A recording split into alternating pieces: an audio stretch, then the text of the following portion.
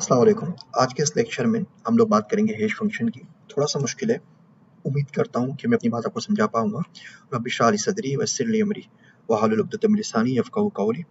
पिछली किस्त में हम बात कर रहे थे ट्रांजैक्शन के ऊपर कि किस तरह अब्दुल्ला और जमशेद के बीच में ट्रांजैक्शन हुई और किस तरीके से ब्लॉकचेन में उसको रिकॉर्ड किया गया। आगे बात करते हैं हैश फंक्शन के ऊपर। हैश फंक्शन आसान ज़ुबान में रियाजी का वो पेचीदा फंक्शन है जिसमें आप जो चाहें तहरीर डाल दें और जवाब में आपको एक ही साइज़ के मुख्तलिफ जवाब देगा। यानी आप कोई भी इस पे टेक्स्ट लिख दें, जवाब आपको मिसाल के तौर पे 5 कैरेक्टर का ही मिलेगा।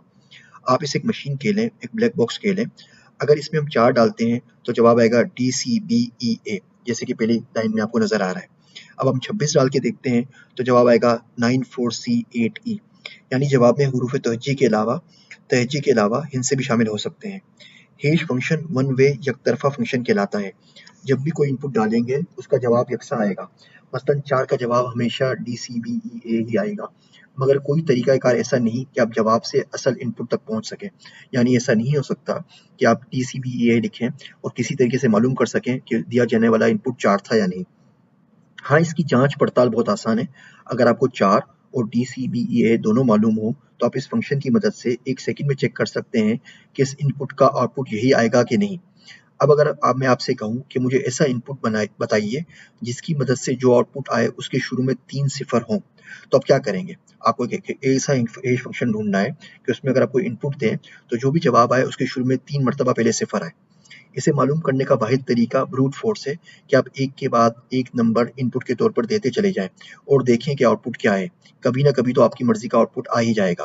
मिसाल के तौर पे हम 237 देते हैं तो आउटपुट आया 2BC7, ये हमारी मर्जी का आउटपुट नहीं है। फिर हमने क्या किया, हमने इसको दिया C75AE दिया तो जवाब हमारे पास आया 9082, ये भी हमारी मर्जी का नहीं है। फिर हमने इसको दिया 11802, जवाब आया 09AEF। हम देते चले गए यहाँ तक कि हमने एक दिन इसको दिया 72,533 और इसका जवाब आया 000C है। अब ये हमारा मतलूबा जवाब है, ये वही जवाब है जिसकी हमें तलाश थी। अब यही 72,533 आपका मतलूबा नंबर है।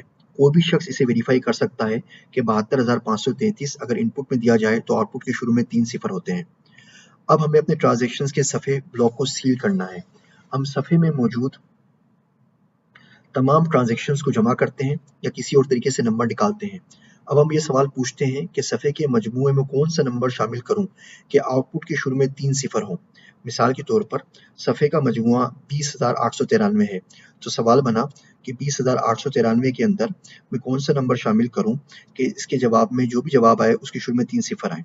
हम फिर से एक के बाद एक नंबर से ट्राई करते हैं, ब्रूट फोर्स करते हैं, या जिसको कहते हैं किस्मत आजमाई करते हैं। कुछ अरसे बाद हमें एक नंबर मिला 21,191। इसका मतलब ये हुआ कि जब मैं 21,191 में 20,893 को जमा करूं तो जवाब आएगा 42,084 और 42,084 का जो हैश फंक्शन आएगा वो 3 सिफर से शुरू होगा, 00078। यही हमारा मतलूबा नंबर है। अब हम इसकी मदद से सफ़े ब्लॉक को सील कर देंगे।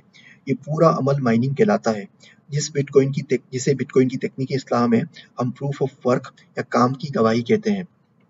इस ब्लॉक को सील करने के साथ ही हम ब्लॉकचेन में जोड़ देते हैं।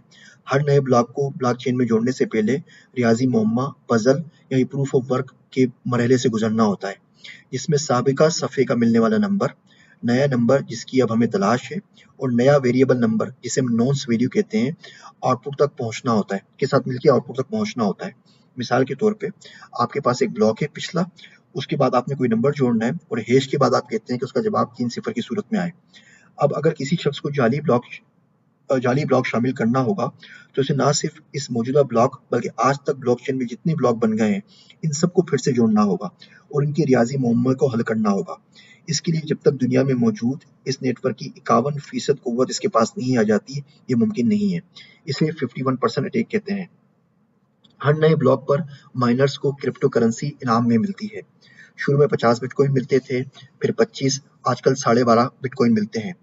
51% पावर रखने के लिए मजीद ब्लॉक्स माइन करके रकम कमाना ज़्यादा सूदमंद होगा, बजाय इसके कि उसको पूरे निज़ाम की तबाही के ऊपर इस्तेमाल करें, जिससे किसी को कुछ नहीं मिलना और इस तरह पूरा नेटवर्क सच्चा और ईमानदार रहता है। आइए एक छोटी सी मिसाल देखते हैं।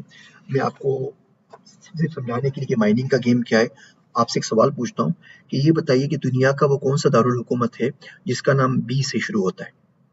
तो अब आप क्लास में मुख्तलिफ लोगों से पूछते हैं और कहते हैं जो इसका सही जवाब दे देगा उसको हम मिसाल के तौर पे 50 रुपए इनाम में देंगे।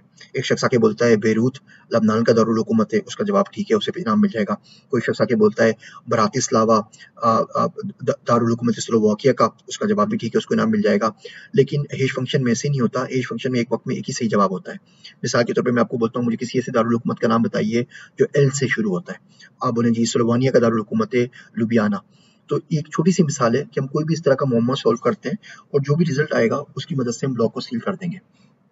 इस लेक्चर में हमने देखा कि किस तरीके से हम ब्लॉकचेन के अंदर नोड्स को आपस में जोड़ते हैं, किस तरीके से हैश फंक्शन कैलकुलेट करते हैं, हैश फंक्शन में नॉन्स वैल्यू डालते हैं जैसे 000 है और ब्रूट फोर्स करके अपने रिजल्ट तक पहुंचते हैं। और ये ब्रूट फोर्स सारे कंप्यूटर कर रहे हैं, इसलिए आपको जीपीयू पावर चाहिए होता है। आपका कंप्यूटर ज़्यादा ताकतवर है तो आप ब्रूट फोर्स ज़्यादा कर सकते हैं। मिसाल के तौर पे आप एक सेकंड के अंदर 1 लाख ट्रांजेक्शंस करते हैं, इसका मतलब ये हुआ आपका कंप्यूटर एक सेकंड में 1 लाख सॉल्यूशंस निकाल के देख सकता है कि वो आपका मतलूबा नंबर है या नहीं। मेरे पास एक छोटा सा लैपटॉप है, वो एक सेकंड के अंदर 10,000 करता है, तो मेरी स्पीड आपसे 10 गुना कम होगी। इसीलिए बड़ी बड़ी माइनिंग फैक्ट्रीज लगती है, बड़ी बड़ी माइनिंग मशीनें लगती हैं। हम अगले जो सीरीज का जो अगला कोर्स है, इस सीरीज में 10 कोर्सेज हैं। ये पहला कोर्स है इंट्रोडक्शन टू ब्लॉकचेन।